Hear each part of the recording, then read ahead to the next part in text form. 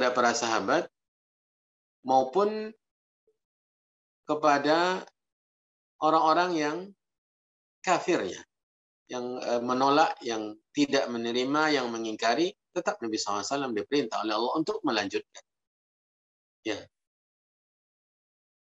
Litaquma hujjatullah 'ala zalimin. Agar hujjah Allah Subhanahu wa taala tetap tegak terhadap orang-orang yang zalim. Wa yahtadiya bitadhkirihi al-muwaffaqun.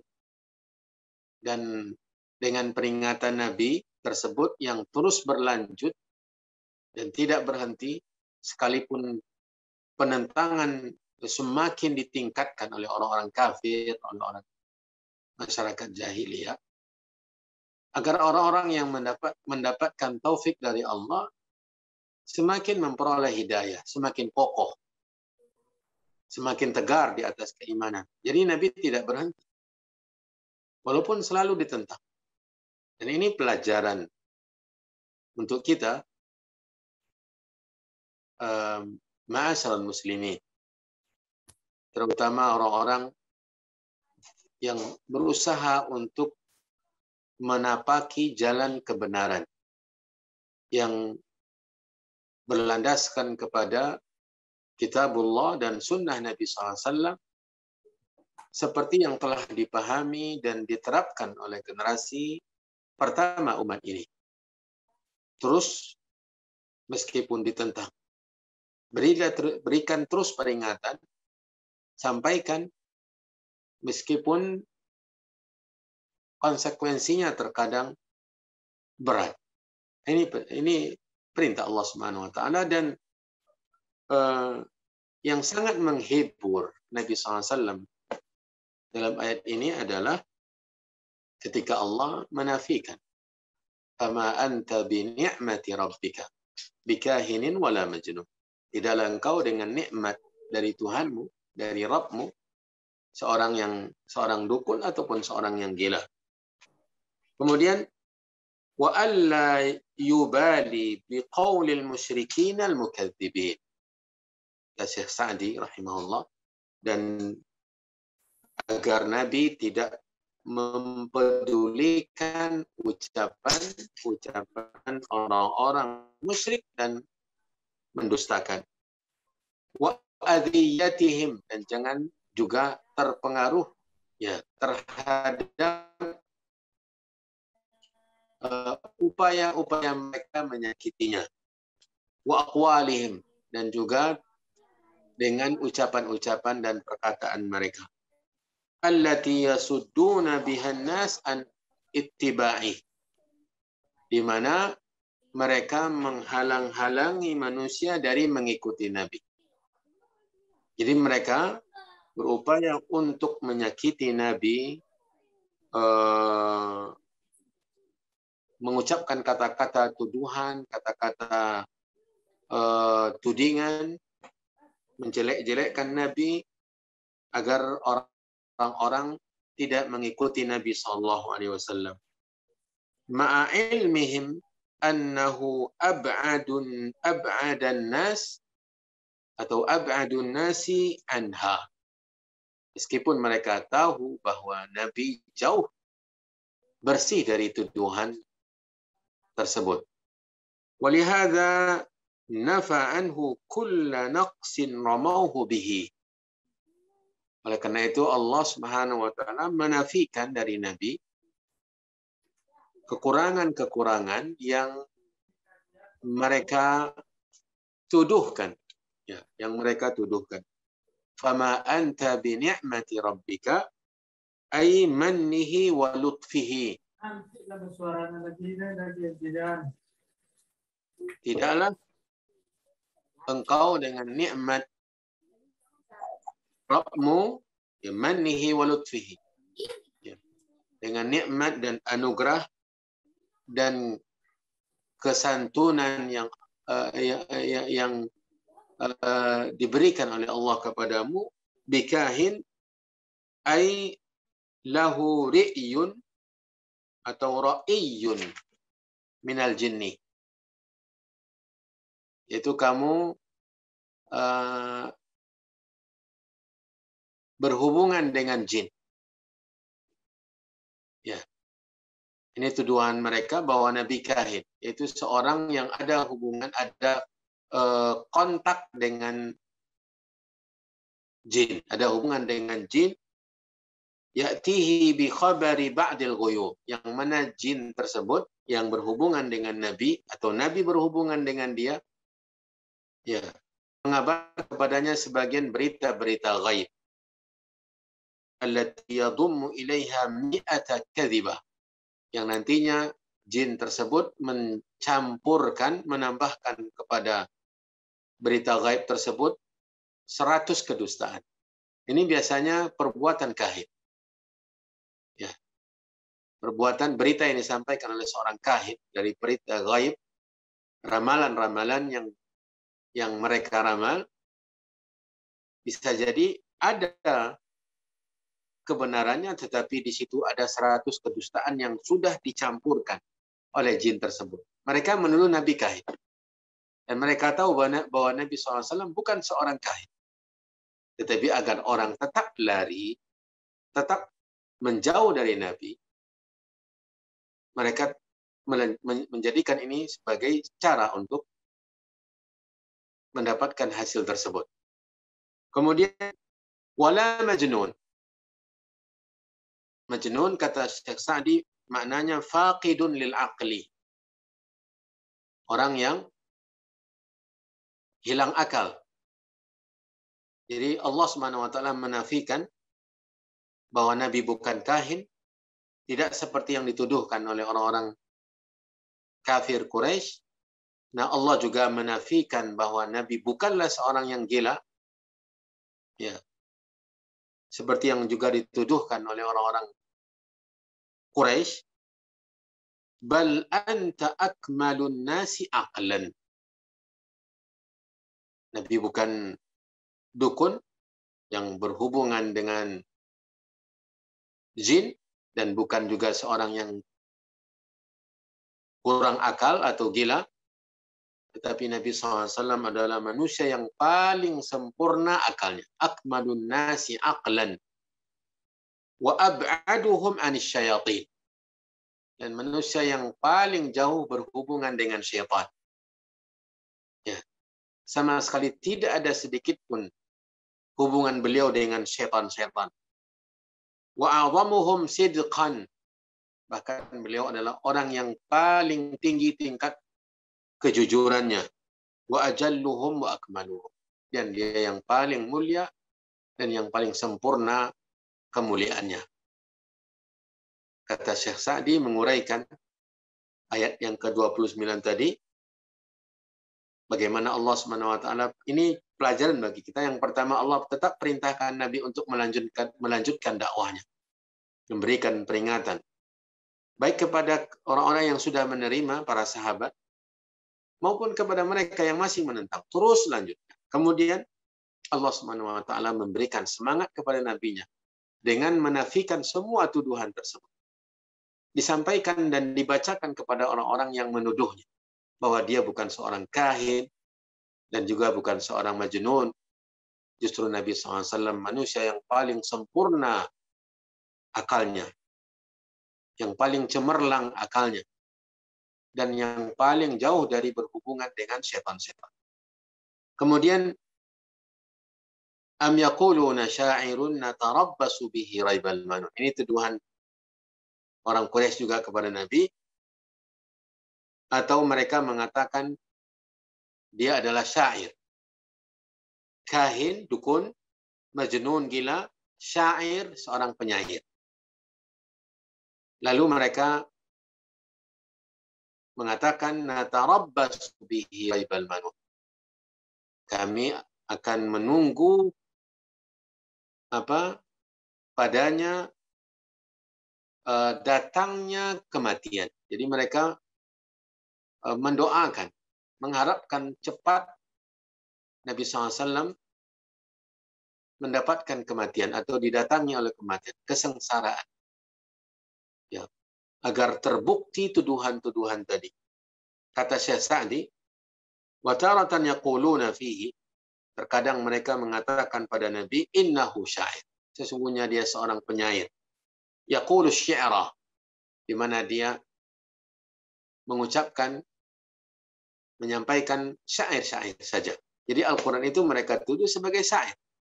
Mereka klaim bahwa Al-Quran itu syair. Ya. Walladzi ja'a bihi syi'run. Yang dia bawa itu hanya sebatas syair. Al-Quran wahyu yang diturunkan oleh Allah, yang dibacakan oleh Nabi kepada mereka, mereka vonis, mereka tuduh sebagai syair atau syair. Ya. Wallahu yaqul, sementara Allah di dalam Al-Quran membantah ini. Jadi semua tuduhan itu dibantah. Ya, Nabi SAW sama sekali tidak mengatakan, saya bukan seorang dukun, saya bukan seorang penyair, saya bukan seorang gila. Nabi tidak pernah bahkan membantah. Allah yang membantah. Allah Subhanahu wa taala yang bantah tuduhan-tuduhan tersebut.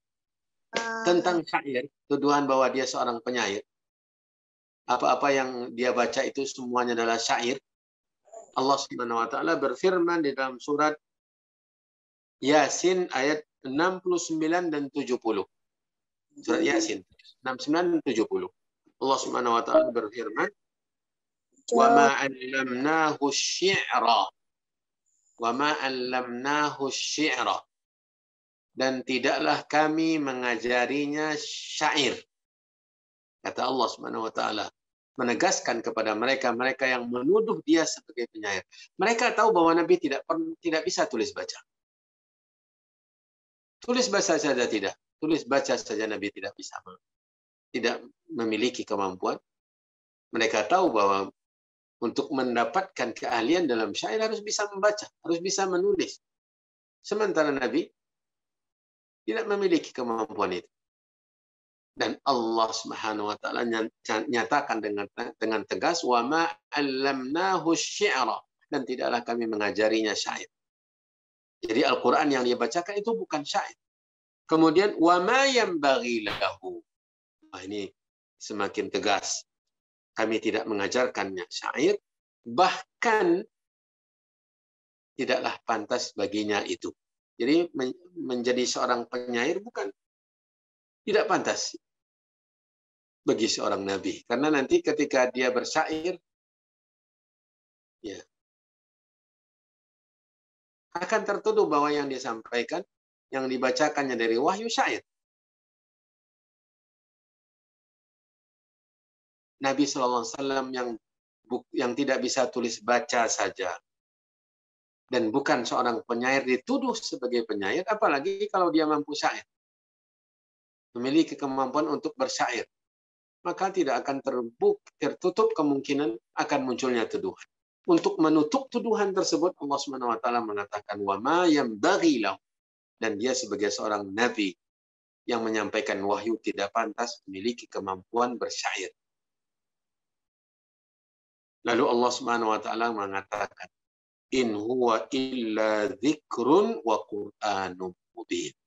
Tidaklah yang dia sampaikan, yang dia bacakan, kecuali adalah zikir dan bacaan yang atau Al-Quran yang nyata, wahyu yang diturunkan oleh Allah.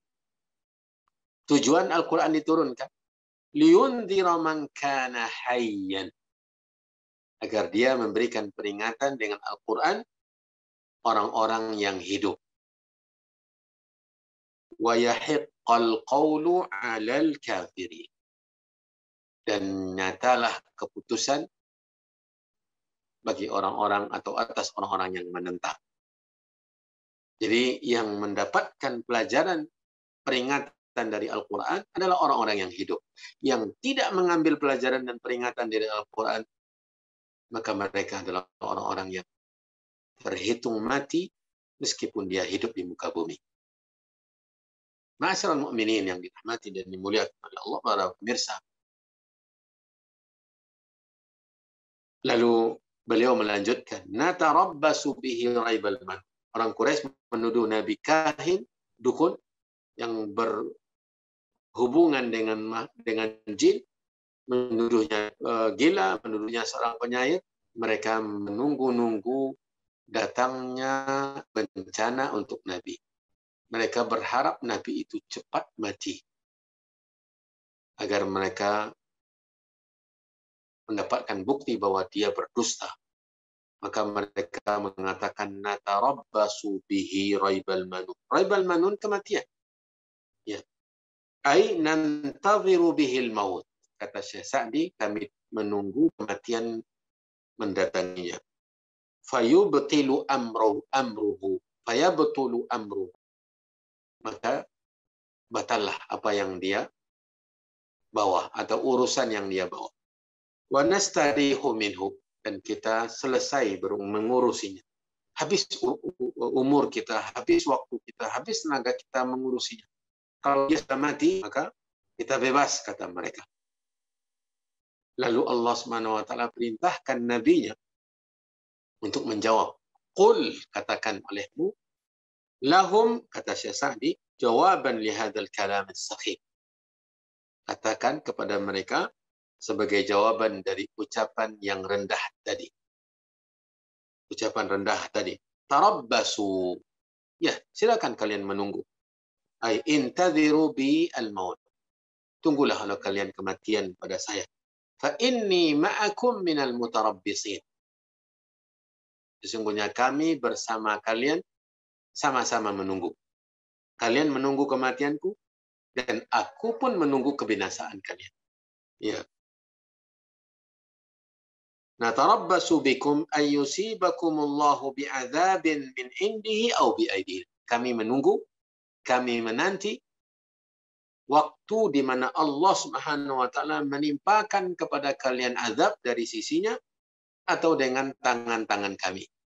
Allah Subhanahu wa taala berfirman di dalam surah At-Taubah ayat 52.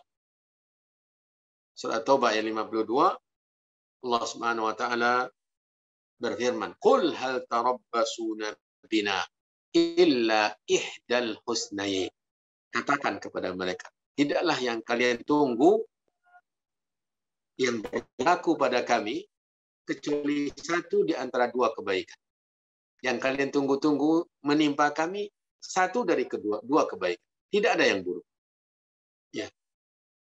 Kalau kami mati, maka kematian kami adalah kematian yang mulia. Kalau kami menang, ya, maka kemenangan yang mulia. Wa nahnu natarabbasu bikum an yusibakumullahu bi'adzabin min indihi aw bi'aidina. Sementara kami menunggu untuk kalian dua kehinaan. Allah menimpakan siksa dan hukuman kepada kalian, atau Allah menimpakan siksa dan hukuman melalui tangan-tangan kami. Fatarabbasu. Silakan kalian menunggu. Inna ma'akum mutarabbisin. Kami pun bersama kalian menunggu. Menanti. Siapa sebenarnya yang berada di atas kebenaran dan siapa yang berada di atas kebatilan. Setelah azan, ya insya Allah akan kita lanjutkan sisa dari uraian Sa'di untuk ayat-ayat yang telah kita pelajari tersebut. Wallahu a'lam. Bismillahirrahmanirrahim. Ma'asyiral muslimin wal muslimat yang dirahmati dan dimuliakan Allah Subhanahu wa taala. Kita lanjutkan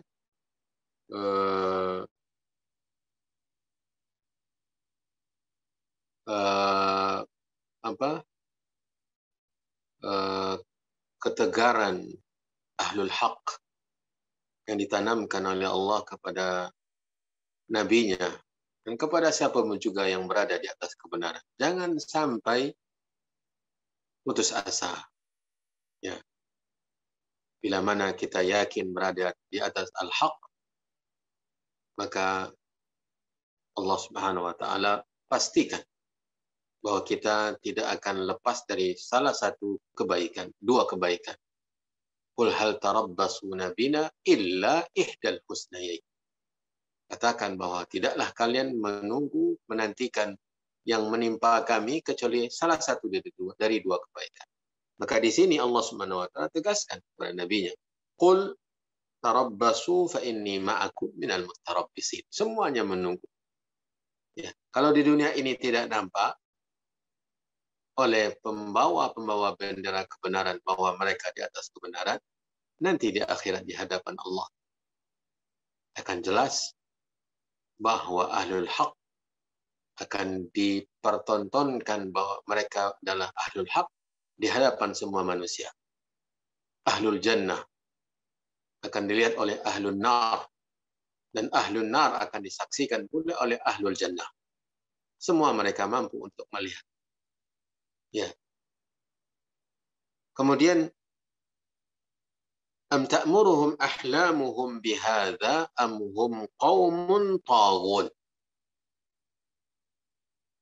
Kata Syekh Sa'di, ay hadha at-takdzib lak wal aqwal allati qaluha hal sadarat an uqulihim wa ahlamihim. Apakah yang memerintahkan mereka untuk mengeluarkan kata-kata tuduhan yang rendahan tadi kepada Nabi, kahin, majnun, syair, itu disebabkan oleh akal-akal mereka, pikiran-pikiran mereka. Ya, kalau begitu, fabi'sal uquli, maka itu merupakan seburuk-buruk akal dan pikiran. Allati hadhihi nataijuha, yang hasilnya seperti ini. Ya. Yang hasilnya adalah seperti ini. Buah adalah menolak kebenaran. Tidak akan mungkin bertentangan akal yang benar, akal yang sehat dengan kebenaran. Kalau ucapan-ucapan yang menentang kebenaran disebabkan oleh pemikiran mereka, oleh akal-akal mereka, maka itu adalah akal-akal yang paling buruk. Bi'sal uqul. Fa inna uqulan ja'alat akmalal khalqi aqlan majnunan. Adakah akal ya menjadikan akal yang sehat, atau akal yang seperti itu akal yang buruk karena dijadikan manusia makhluk yang paling sempurna akalnya dijadikannya sebagai akal yang gila. Itu bi'sal uqul. Di mana akal tersebut menjadikan gila manusia yang paling sempurna akalnya. Wa ja'alan asdaqal as-sidqi wa haqqal haqqi kadziban wa batila. Menjadikan kebenaran yang paling benar, hak yang paling nyata, dijadikan sebagai kedustaan dan kebatilan. Ini akal apa? Kalau bukan akal yang sesat, akal yang buruk. Lahiyal uqulul lati yunazzahul majanin anha. Ya. Dia adalah akal yang orang-orang gila pun tidak sampai seperti itu. Orang gila pun tidak sampai seperti itu. Ya. Sementara ini mereka menganggap waras, tetapi menjadikan manusia yang paling waras akalnya, yang paling sempurna akalnya, mereka tuduh gila. Kebenaran yang paling hak, yang paling nyata dituduh kedustaan dan kebatilan. Orang gila saja tidak akan sampai ke tingkat yang seperti itu.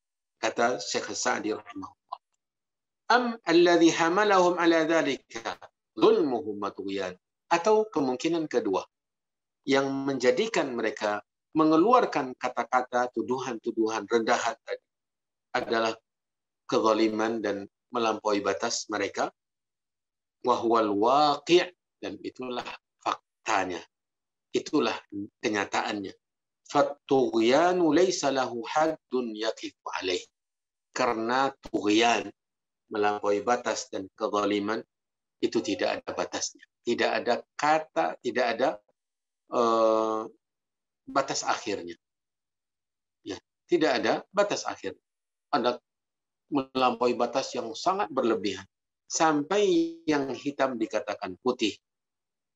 Ya. Sampai yang tidak bisa terbang dikatakan terbang. Ada ungkapan dalam cerita Arab, dua orang yang sedang berjalan di padang pasir. Ini tughyan, ini kezaliman. Meletakkan sesuatu bukan pada tempatnya, melampaui batas yang tidak ada lagi batasnya. Tidak ada lagi batasnya. Sudah begitu benar-benar luar biasa dalam melampaui batas. Dua orang sedang berjalan di padang pasir, kemudian mereka melihat sebuah benda, dan mereka berdua berbeda pendapat. Yang satu mengatakan burung, yang satu mengatakan kambing. Ya.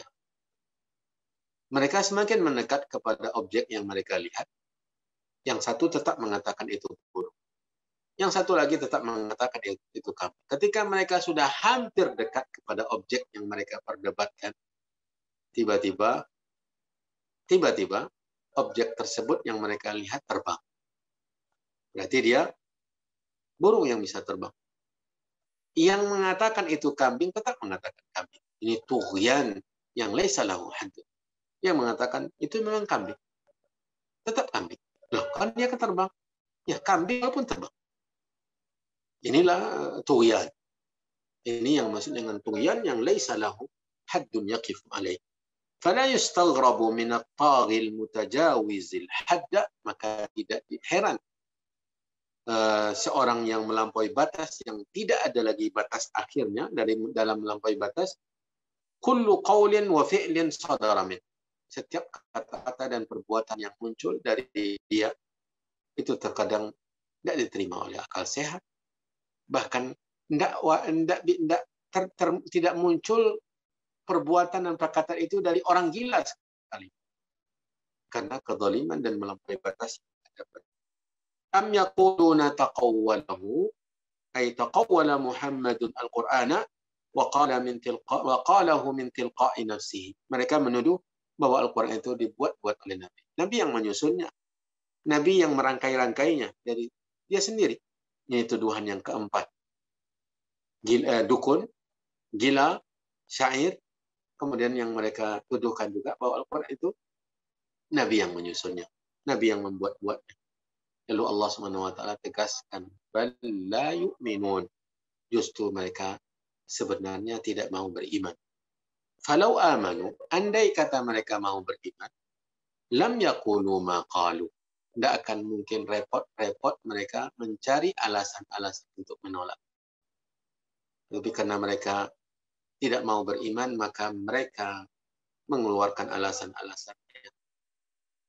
Orang gila saja tidak akan muncul, tidak akan mungkin mengucapkan alasan atau mengatakan alasan tersebut. Kemudian, falyatu bihaditsin mislihi in kanu shadiqin. Ini tantangan dari Allah Subhanahu wa taala, dan ini membutuhkan penjabaran yang lebih luas lagi. Insyaallah kita akan bacakan uraian Syekh Sa'di untuk ayat yang ke-34 ini. Falyatu bihaditsin mislihi. Maka hendaklah mereka mendatangkan kata-kata, kalimat yang seperti itu, yaitu Al-Quran, in kanu shadiqin, jika mereka benar dalam tuduhan-tuduhan mereka terhadap Nabi. Ini nanti Allah pada pertemuan yang akan datang, ya kita akan lanjutkan membaca apa yang diuraikan oleh Syekh Sa'di. Ma'asal mukminin yang dirahmati dan dimuliakan oleh Allah Subhanahu wa taala. Untuk malam hari ini kita cukupkan sampai di situ pelajaran kita. Mudah-mudahan bermanfaat untuk kita semua. Ya, karena waktu kita juga terbatas, saya rasa tidak ada kesempatan untuk kita buka untuk tanya jawab. Kita sudahi pelajaran kita malam hari ini dengan doa kafaratul majlis. Subhanakallahumma wa bihamdika asyhadu an la ilaha illa anta astaghfiruka wa atubu ilaik. Assalamualaikum warahmatullahi wabarakatuh.